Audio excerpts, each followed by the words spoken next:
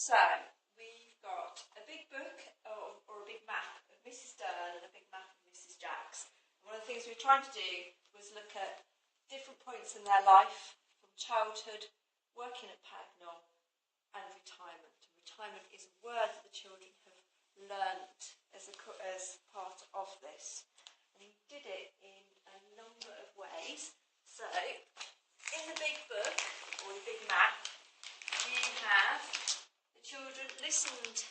Well, first of all, they drew what they remembered, and we put that in. And there was quite a lot of gaps.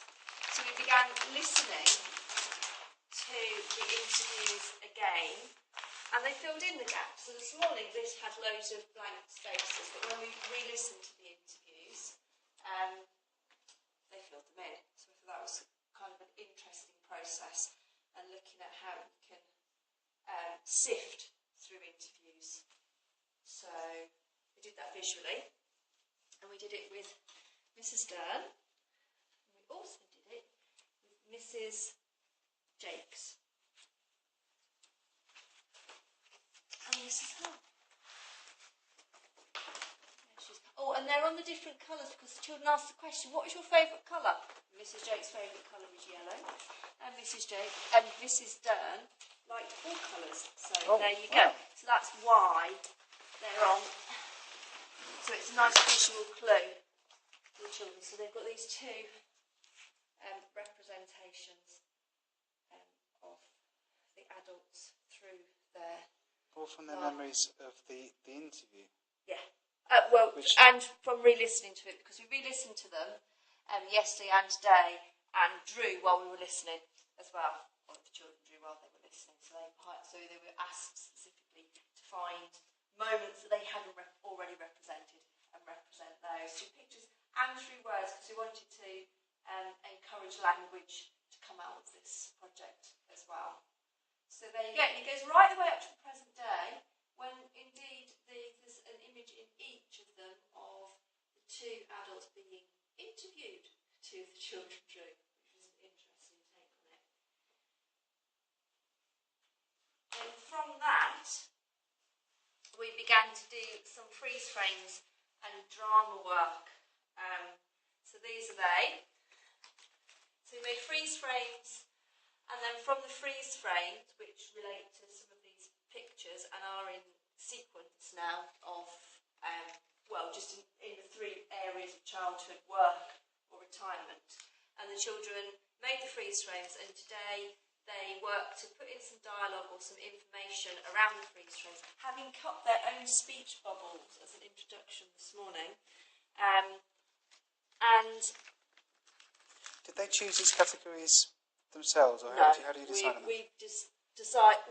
I decided that it would be useful for them, because I think when people kind of tell their stories, the stories jump around all over the place.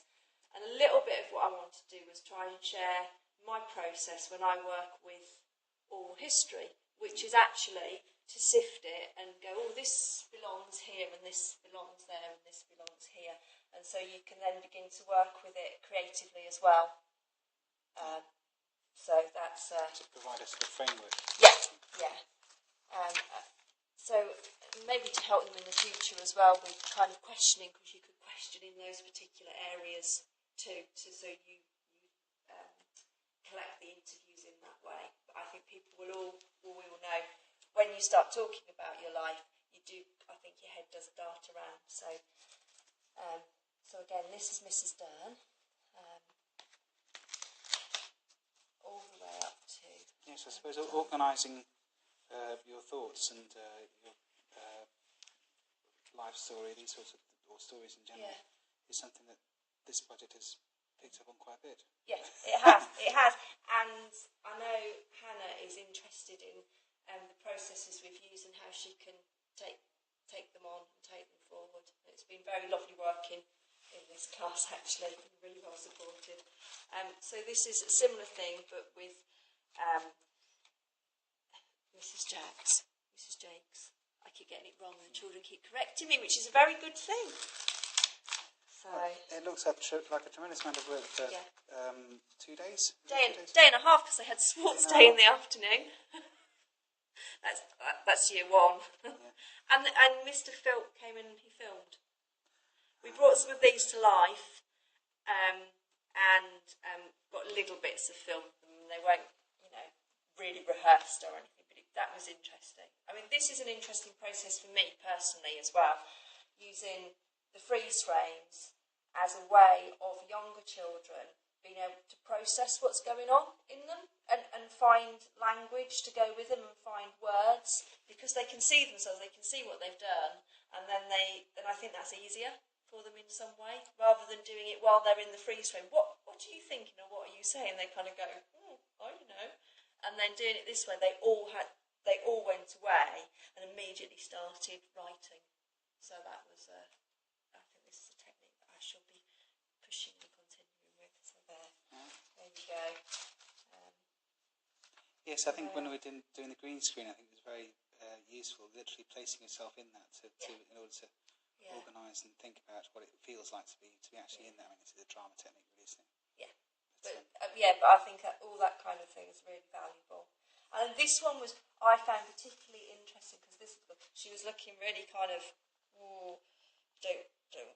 not sure about this. But then it got used to actually turn it into a piece of drama.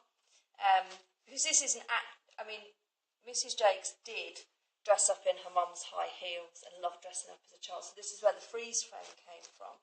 But then there was this little bit of contention in it with this little girl who was like, and then she used it beautifully today to express how she wanted to try on one of these dresses or these high-heeled shoes that the other girls were wearing. So this became like quite a developed scene, which was, I would say, inspired by the reminiscence, if not totally representing it. Do you know what I mean? Because this is something that could so easily have happened. So it was kind of like using that as a stimulus into creative work as well, which I very much enjoyed.